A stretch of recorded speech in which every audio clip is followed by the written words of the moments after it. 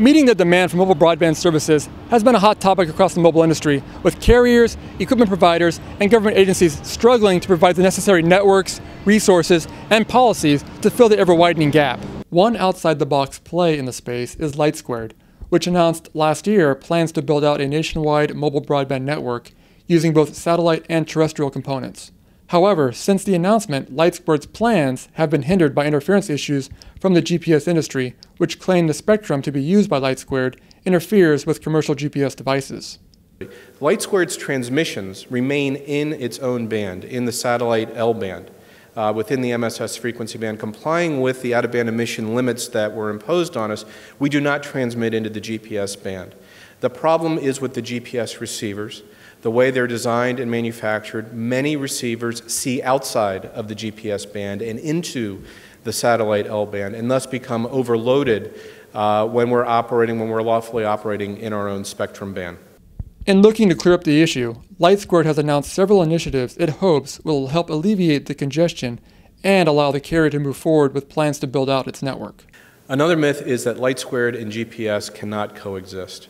Again, Lightsquared and GPS can coexist. Lightsquared has proposed a mitigation plan that's actually quite costly to us, that really would take one channel of operation out of the equation. So really half of our downlink spectrum. We have 20 megahertz of downlink spectrum, the 10 megahertz channel that's closest to GPS. We're proposing to not operate on that channel in order to allow for the legacy GPS devices to continue to function as intended. In its recent filing with the Federal Communications Commission, Lightsquared took an aggressive stance in pointing out that interference issues between mobile service using its spectrum and GPS devices using adjacent spectrum bands were being caused by loose GPS devices that did not include sufficient filtering capabilities. We can tighten up those filter skirts as engineers. We know how to do that.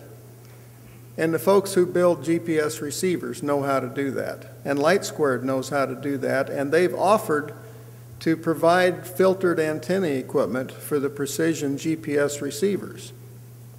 This is a solvable problem. Lightsquared noted that this issue will put the FCC in the position of having to either allow for such overreaching of spectrum use or reinforce the rights of spectrum owners to access their own frequencies. Even if there's an option available to the FCC to give Lightsquared a replacement set of spectrum, it actually presents a significant challenge for the FCC. If the FCC does that, then they're essentially abandoning a large swath of spectrum that could perhaps never be used for mobile broadband. And that's a significant issue for the FCC. I don't see them being willing to do that anytime in the near future. Lightsquared also said that it would be willing to exchange some of its current spectrum holdings nearest to GPS signals for capacity in other bands.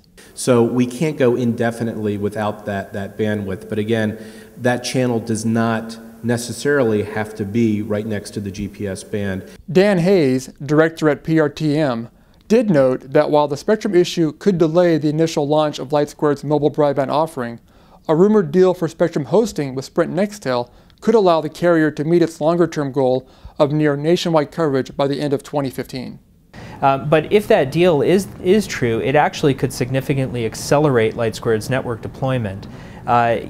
Being able to not have to build an entire cell site and just be able to slide a card into Sprint's radio access network equipment would actually be a completely game-changing moment for Lightsquared that would take their cost of capital down significantly. While Lightsquared remains committed to meeting its goals for building out its network, hurdles in its way could slow that progress. This is Dan Meyer with RCR Wireless News.